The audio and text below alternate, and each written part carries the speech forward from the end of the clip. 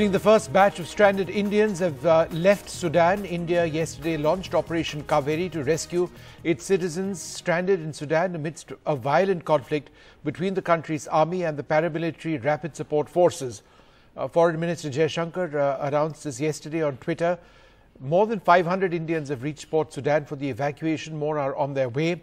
India has positioned 2 heavy-lift aircraft as well in the Saudi Arabian city of Jeddah and a naval ship at a key port in Sudan. Apparently, there's a naval frigate also deployed in these operations.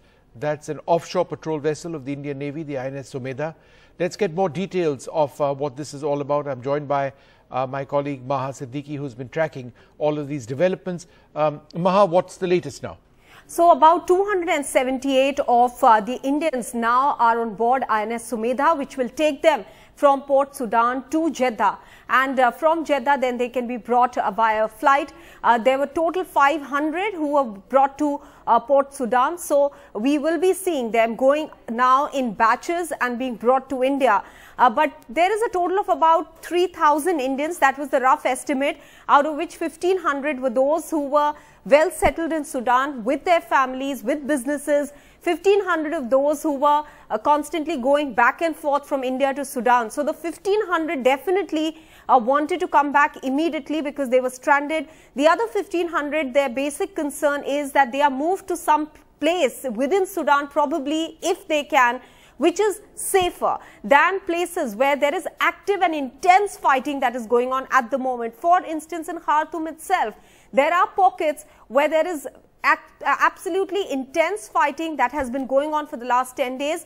Of course, now there is a 3-day ceasefire. Now, this period will have to be utilized by all the countries, including India, that are pulling out its citizens, and that's because Vishnu, so far, the biggest challenge for any country, and specifically for India, as my sources had pointed out earlier, was to get people safely by the land route to a place from where they could take them to a port or, for instance, to an airport. Now, airport in Khartoum is out of bounds because it's non-functional at the moment, so they had to get them to Port Sudan.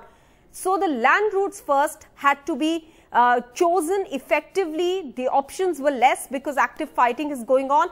So now that there is a ceasefire, this is the right time to be able to get those people out to safer zones and then be able to bring them via the Port Sudan and then through flights from Jeddah. Meanwhile, 2 C-130Js are also positioned in Jeddah. These are IF aircraft which are also meant in case of any further deterioration to be able to rescue Indians, to be able to evacuate them.